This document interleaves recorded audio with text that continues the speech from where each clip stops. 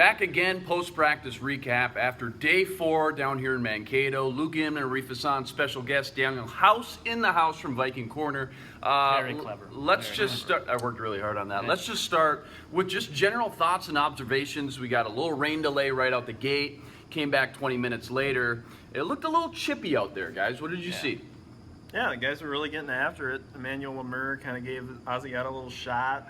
Treadwell got into it with Jabari Price a little bit. Mm-hmm. Yeah, I saw a little bit more shoving around too after that. Maybe not as many fights as those two, but especially I think the defensive backs in particular seemed like pretty willing to take it. Well, you mentioned Treadwell. Treadwell and Jabari Price got into a big scuffle after a play wasn't much very far downfield, but things got really heated very quick. It was funny and ironic, though. The coaches I saw just kind of stand there with their hands in their pockets. Kind of letting it happen. And that's training camp. I talked to Coach Zimmer afterwards, and he wasn't too worried about it. And he said, that competition and feistiness is good. How about, let's start with the winners, Arif. Any guy that stuck out for you, offense or defense, first team, second team, third team, somebody that was just making plays? Yeah, no, since the pads have come on, I've tried to watch a lot more of the offensive line, defensive line. And I thought Alex Boone had a phenomenal day, both in 11s and in one-on-ones. It was very difficult to get past him. Those aren't boos you hear. Those are booms. How about you, House? I would say the tight ends group, I think they look really talented with Pruitt, Morgan, Kyle Rudolph. Teddy made a nice throw to Rudolph today in the seam. Definitely his favorite throw.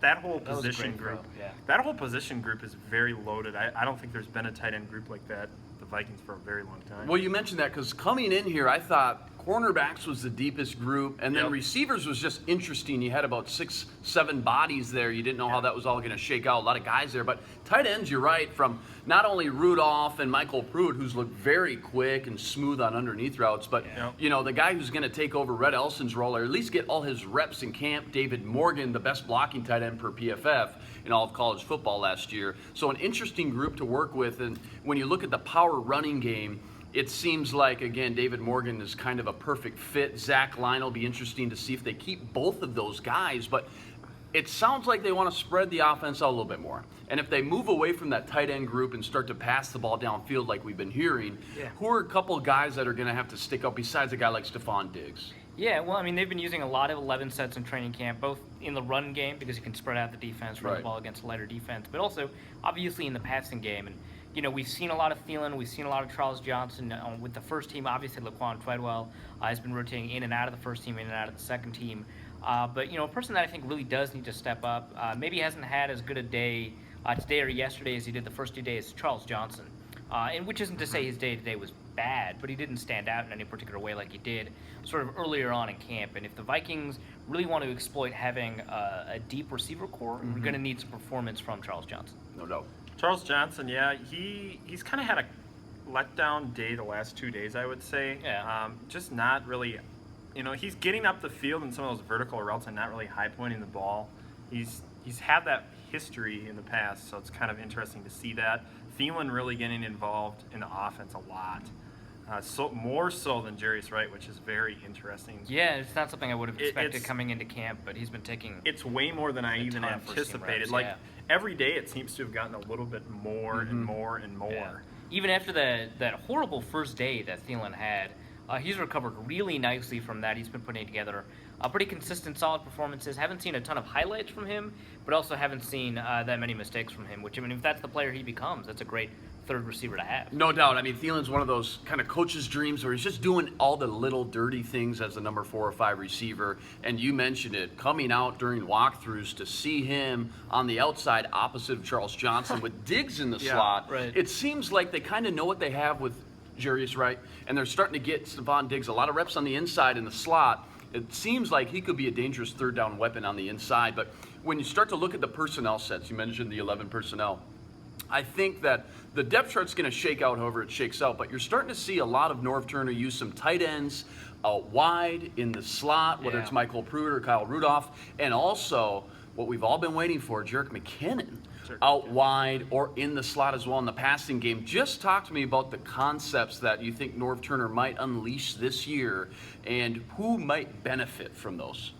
Yeah, well, I think what's nice about Cordarrelle offenses in general, what North Turner's done in the past, is the ability to motion running backs in and out, receivers around. We saw a little bit of that when Cordarrelle Patterson was a little bit more involved in the offense. But generally speaking, when you've got players like Diggs, who has run the ball from the backfield for Maryland in the past, you've got players like Thielen, you've got players like Jerick McKinnon, you have the ability to move your offense around, sort of change what you're doing based either on the look that you're having or to create a multiple diverse offense in a no huddle situation where you can, run from a heavy formation or pass 5 wide given the same personnel. It really allows you to sort of pick and choose against any defense. Yeah, I agree with that. I've seen a lot of emotion, like you're talking about, in the offense. You kind of wonder how much of this offense translates to the season when you're watching the training camp. You know what I mean? They aren't showing exactly what they're going to implement week one. You see, last year we seen a lot of 2 tight end, and we didn't really see as much of that last season. Right. So you know what I mean? That's true. Yeah. It's just training camp's not a time where we're going to see exactly what the offense is going to be when they come out on the field. Right. They're certainly not showing their whole cards right now, but I think the fact that, again, you can, like Arif said, go from a power running scheme to spread them out 5 wide and feel comfortable and confident that you can move the chains on both those areas. I think that speaks volumes to what we've been talking about the last few years as far as coaching, not necessarily trying to change what players are, but maximizing who they are coming out of college. And there's one guy we haven't even mentioned, Cordarrelle Patterson. He's been on the sideline after an injury a few days ago. Is his role going to expand at all, do we wonder, outside of just a superstar on the kick return game? Because, again, if you maximize his talent, he's certainly dangerous and explosive with the ball in his hands. We all know that. Yeah, I really think that, Zimmer last night was interviewing on WCCO late last night with Mark Rosen, and he actually mentioned Patterson again and was really hoping he could get back out on the practice field again because he really liked what he saw from him. So I'm kind of curious. I think after the off day here would be the perfect time to see Patterson back. Gives him a little extra time to get ready on the day off. It'll be interesting to see where he's at because the first few reps looked pretty good. They looked all right, yeah. The key for Patterson, obviously, is entirely mental. He has to make sure that not only does he reduce, the general mistakes and the technical route running, things like that, but he just has to know what his job is. Does he take 5 steps here? Does he take 7 steps here? Does he break here? Does he take this option route or this option route against this particular look? Those are the things that he had a lot of trouble with in the past. And I thought, if he could overcome those, his technical deficiencies as a receiver are not as big of a deal because of his sheer physical talent. But if you're out there and you're running the wrong route, you're basically playing 10 on 11 football. Sounds like he had that down. Looked pretty good for that half day of camp that we saw. But if he remains injured, I'm sure that's frustrating for him. If he remains injured, I don't know if we'll see a spot for him in the offense. We'll probably see him on the team, especially as a returner, but I don't think we'll see a spot from on the offense. Interesting to see a couple different guys in there taking his reps in the kickoff return too. Diggs, McKinnon, and Thielen as well. Should be worth noting that McKinnon was taken off the field, looked like some sort of forearm to the head or an eye thing, had the towel over his head, working with the trainer, ends up leaving, not coming back. Don't know the severity of that. I'm not going to say and jump to any conclusions like a concussion, but certainly did look uncomfortable when he was trying to deal with that injury. Wrapping up here, just give me one guy, whether it's a loser, a winner, a guy under the radar, just a guy to keep an eye on. We already mentioned him. My guy, it's going to be Alex Boone because the guy really, we're not talking about him a lot, but my God, is he going to make a big lasting impression and put a big kind of fingerprint in this offense, not only in the running game. The guy's just a monster when he's out there. Phil Lodeholt used to be the biggest guy on campus. I think Alex Boone might be Alex Boone. If it's not TJ Clemmings, it's Alex Boone. Yeah, it might be Alex Boone. And you know what you're getting already with Alex Boone, a Pro Bowler in San Francisco. He's going to help the running game and help protect Teddy inside, where interior pressure was a big thing inside. I know Brandon Fusco struggled on the left side. He gets to go back on the right side. Couple of guys from you rounding out this day 4 practice. Well, I think defensively we haven't talked a lot about the defensive backs, and there's been some struggles, there's been some successes, but the guy that maybe everyone wants to watch a little bit more of is Jaron Kearse, who's had a pretty good couple of days. It wasn't just good today, good yesterday, good the day before. It's been a pretty good couple of days.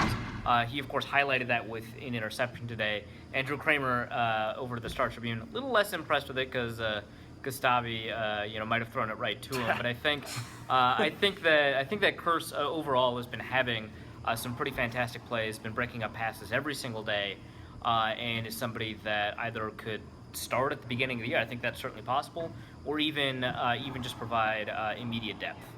Yeah, Arif kind of stole my thunder there. Jaron Curse, he looks very good. He's always around the ball, willing to lower that shoulder and make a play. He's just a physical specimen. Yeah. He's huge. Like it's crazy to see a guy in the back end of the defense with that type of size.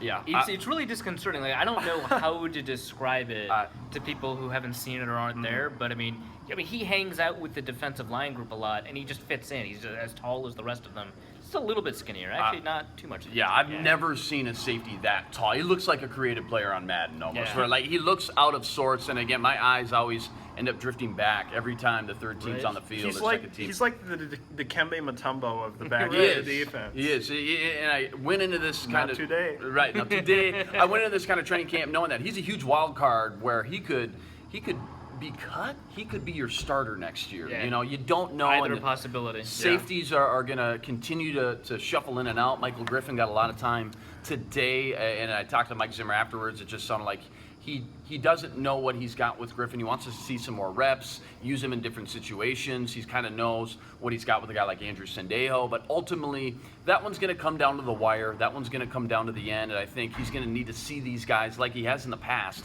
in game situations, the way they take pursuit running angles, how they tackle, and just mentally how they're grasping the playbook. I would add Trey Robertson. I liked what I saw yeah. from him. He had another good day today.